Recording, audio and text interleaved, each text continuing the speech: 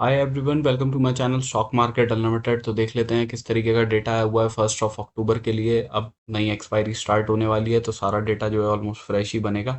तो अभी अगर हम नेट बेसिस पे देख के चलते हैं सारे प्लेयर्स की क्या पोजीशंस हैं और क्या लेवल्स निकल के आ रहे हैं निफ्टी और बैंक निफ्टी के, तो सबसे पहले देख लेते हैं रिटेलर्स का डेटा। तो यहाँ पे हमें क्या दिखाई दे रहा है कि नेट बेसिस पे अगर आप देखोगे ना तो यहाँ पे तो आपको दिखेगा नेट बेसिस पे ये बुलिश ही बैठे हैं ओवरऑल। ठीक है, दोनों के अंदर फ्यूचर्स और ऑप्शंस के अंदर बुलिश पोजीशन ही है इनकी। नेट बेसिस में कॉल साइड की अगर हम बात करते हैं, बिकॉज आज आप देखोगे तो आपको मंथली एक्सपायरी पे पोजीशंस जो हैं वो कॉन्ट्रैक्ट्स क्लोज होते हुए दिखेंगे इस मंथ के सारे। तो नेट बेसिस पे अभी भी ये लोग पुट शॉर्ट के अंदर बैठे हैं और स्लाइटली कॉल बाइंग करके गए हैं। ठीक है, +45,000 का नंबर है ये। तो नेट बेसिस पे पुट शॉर्ट और कॉल राइट कॉल बाइंग करके गए हैं, तो एक्सपेक्ट कर रहे हैं कि मार्केट थोड़ा बुलिश या अपसाइड जा सकता है। अभी तक डीआईआईज और एफआईआईज का इक्विटी का डेटा आया नहीं है तो वो मैं आपके साथ शेयर कर नहीं सकता। तो कोई कमेंट सेक्शन में लिख दीजिएगा तो मैं पिन कर दूंगा उस कमेंट को। फ्यूचर्स में इन लोगों ने 83 कॉन्ट्रैक्ट लॉन्ग साइड के ऐड किए हैं, 2300 कॉन्ट्रैक्ट शॉर्ट साइड के क्लोज किए हैं। एफआईआईज का अगर हम डेटा देख के चलते हैं तो देखिए नेट बेसिस पे जितना रिटेलर्स का बुलिश डेटा है उससे ज़्यादा इनका बियरिश डेटा है नेट बेसिस पे, राइट। अब तो देखिए मंथली एक्सपायरी हो चुकी है तो नेट बेसिस पे अगर हम कॉन्ट्रैक्ट देख के चलते हैं तो फ्यूचर्स के इनके पास सिर्फ 11,000 ऑलमोस्ट 12,000 कॉन्ट्रैक्ट्स बचे हैं। और शॉर्ट साइड के 1,88,000 कॉन्ट्रैक्ट्स बते हैं। तो ये रेशो जो है ये बहुत ही ज़्यादा अनइवन है। ठीक है, शॉर्ट साइड की पोजीशंस इनके पास बहुत ज़्यादा पड़ी हैं as compare to long side की पोजीशंस। अब ये तो देखना हमें कल से ही पता लगेगा कि ये लॉन्ग साइड की पोजीशंस को ऐड करते हैं या फर्दर शॉर्ट साइड की पोजीशंस ही ऐड करते हैं मार्केट में। इसके बाद में अगर हम प्रोप्राइटरी डेस्क का डेटा देखते हैं तो यहाँ पे हमें क्या दिख रहा है कि नेट बेसिस पे ये लोग स्लाइटली कॉल बाइंग, बहुत ही स्लाइटली कॉल बाइंग और पुट बाइंग करी हुई है इन्होंने थोड़ी ज़्यादा। ठीक है, 93,000 कॉन्ट्रैक्ट्स, तो ये एक तरीके से लॉन्ग स्ट्रेडल के अंदर है। बट उसमें भी शॉर्ट साइड के मतलब पुट साइड के कॉन्ट्रैक्ट्स इनके पास ज़्यादा हैं। तो इसलिए मार्केट में एक्सपेक्ट ये कर रहे हैं कि मोमेंटम आएगा तो नीचे की साइड का आना चाहिए। इसके बाद अगर हम निफ्टी की ऑप्शन चेन देख के चलते हैं तो पीसीआर चल रहा है 0.72 पे, तो बियरिश टेरिटरी के अंदर चल रहा है। अब देखिए ऑप्शन चेन तो कल से प्रॉपरली बननी शुरू होगी तो तभी आप ज़्यादा आइडिया लगा सकते हो। ओवरऑल ज़्यादा कुछ आइडिया इससे आप लगा नहीं सकते हो। 24,700 पे हमें दिख रहा है मैक्सिमम राइटिंग हुई है, कॉल राइटिंग।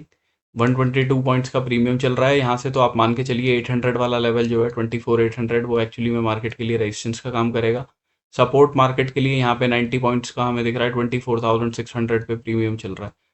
24,500 नीचे और ऊपर की साइड में 24,800, ये एक रेंज निकल के आ रही है करंटली। बट देखिए ऑप्शन चेन से आप आज आइडिया ज़्यादा कुछ लगा नहीं सकते, कल से ही प्रॉपरली बननी शुरू होगी ये, तभी देखने का फ़ायदा है ऑप्शन चेन को।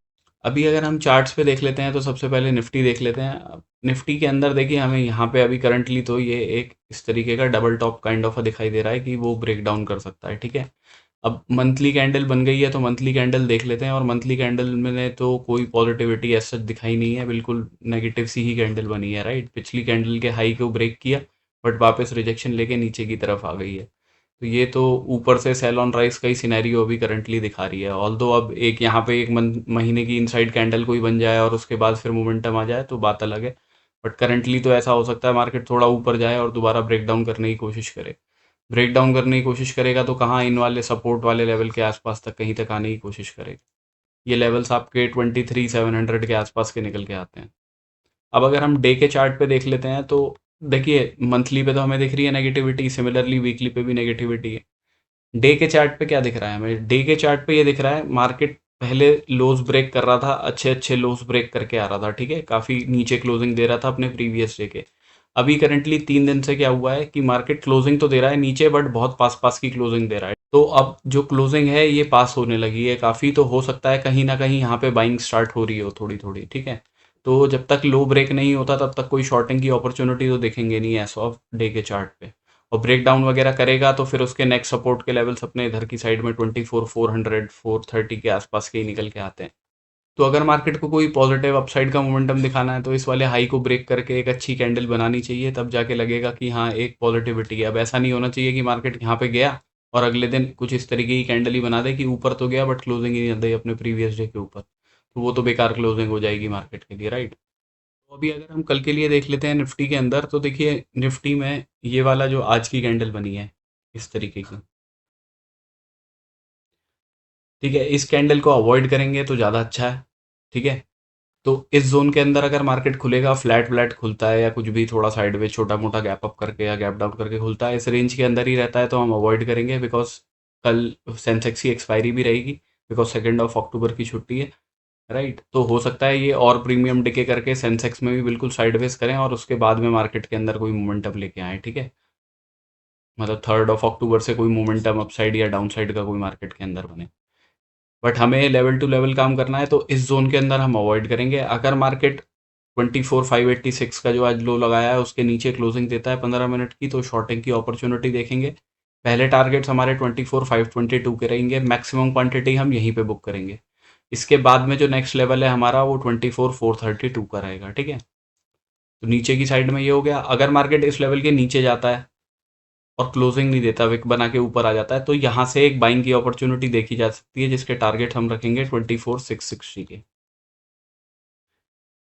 मैक्सिमम क्वांटिटी हम यहीं पे बुक करेंगे। इसके बाद देखिए अगर ऊपर चलना शुरू होता है तो दूसरा जोन इस वाले जोन के आसपास कहीं पे निकल के आएगा, 24,720 के आसपास। तो वो लेवल रखिएगा अपने पास में। अगर मार्केट कल गैप अप करके ही खुल जाता है और सीधा 15 मिनट की क्लोजिंग इस लेवल के ऊपर दे देता है, तो हमें अच्छा रहेगा एक रिट्रेसमेंट मिल जाए, उस पे हम बाइंग की कोई अपॉर्चुनिटी देखेंगे और टारगेट्स उसके 24,791 के आसपास तक के रखेंगे। बिकॉज हमें पता है ऑप्शन चेन के ऊपर अभी करंटली 24,800 के आसपास का रेजिस्टेंस दिखाई दे रहा है, राइट। तो यहाँ तक के हम टारगेट्स रखेंगे। उस केस में हमें रिट्रेसमेंट मिलनी चाहिए। अब यहाँ से कोई बड़ी कैंडल बन के कंटिन्यूस मार्केट निकल गया तो उसमें चांसेस देखना थोड़ा मुश्किल हो जाएगा। अगर मार्केट सपोज कीजिए इस लेवल के ऊपर तो जाता है बट क्लोजिंग नहीं देता है ना, 15 मिनट की क्लोजिंग इस लेवल के नीचे ही आ जाती है, तो हम शॉर्टिंग की एक अपॉर्चुनिटी देखेंगे। पहले टारगेट 24,633 के रखेंगे। उसके बाद नीचे जो नेक्स्ट टारगेट अपने रहेंगे वो रहेंगे 24,522 के। ऐसे ही सेंसेक्स देख लेते हैं। तो देखिए सेंसेक्स के अंदर भी ना ऑलमोस्ट सिमिलर चार्ट वही निफ्टी की तरह ही बनता है, तो इसको मैं ज़्यादा एक्सप्लेन करता नहीं हूँ most of the time, because जैसा निफ्टी के चार्ट है वैसे ही इसके चार्ट बनते हैं, तो ज़्यादा कोई डिफरेंस रहता नहीं। तो इसके अंदर देखिए यही पूरी आज की जो कैंडल बनी है, राइट। इस कैंडल को अवॉइड करेंगे तो ज़्यादा अच्छा है। एक चीज़ जो कर सकते हैं कि अगर मार्केट गैप अप करके भी खुलता है, ऊपर जाता है इस लेवल के नीचे ही लेकिन क्लोजिंग देता है 15 मिनट की, तो हम एक शॉर्टिंग की अपॉर्चुनिटी देख सकते हैं 80,350 के आसपास के टारगेट लगा के। अगर मार्केट इन लेवल्स का ब्रेकडाउन करेगा, 15 मिनट की क्लोजिंग 80,200 के नीचे आती है, तो शॉर्टिंग की अपॉर्चुनिटी देखेंगे। अब देखिए यहाँ पे टारगेट जो है वो 79,741 का निकल के आ रहा है, राइट। अब ये काफ़ी बड़ा हो जाएगा, यहाँ से लेके यहाँ तक के लिए ऑलमोस्ट 500 पॉइंट के आसपास निकल के आते हैं। तो बीच में एक 80,000 का लेवल आ जाता है, राउंड ऑफ नंबर है जो, तो वहाँ पे आप अपनी मैक्सिमम क्वांटिटी बुक कीजिएगा और उसके बाद में कुछ क्वांटिटी को इस लेवल के लिए छोड़िएगा। अगर इसका ब्रेकडाउन आता है तभी कोई शॉर्टिंग की अपॉर्चुनिटी देखनी है, ठीक है। एक रिस्क लेना हो, जो रिस्की ट्रेडर्स हैं वो ये कर सकते हैं, अगर क्लोजिंग इस लेवल के ऊपर ही मिलती है सपोज कीजिए 15 मिनट की, तो एक बाइंग की अपॉर्चुनिटी देख सकते हैं आप टारगेट 80,562 के लगा के। मैक्सिमम क्वांटिटी यहीं बुक कीजिएगा। बिकॉज इस लेवल के ऊपर जब निकलेगा 80,700 के ऊपर, तो शॉर्ट कवरिंग होने के चांसेस हैं और फिर उस केस में फिर टारगेट्स अपने 80,900 तक के हम रखेंगे। इस जोन के अंदर बिल्कुल अवॉइड कीजिएगा मार्केट को। राइटर्स का मार्केट ज़्यादा अच्छा रहेगा ऐसे वाले केस में कि मार्केट साइडवेज हो जाए, यहाँ पे प्रीमियम डिके करे, छोटा मोटा हल्का सा इस लेवल के नीचे आए फिर विक बना के ऊपर की तरफ ही आ जाए, क्लोजिंग ना दे, है ना, और यहाँ पे कहीं पे प्रीमियम डिके कर दे।